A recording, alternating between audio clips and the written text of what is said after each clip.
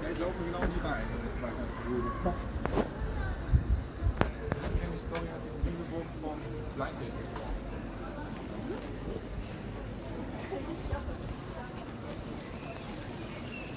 haddii loo furay goobihii ganacsiga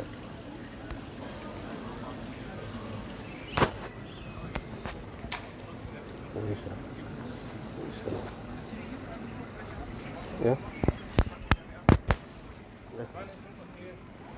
waa fara badan yihiin.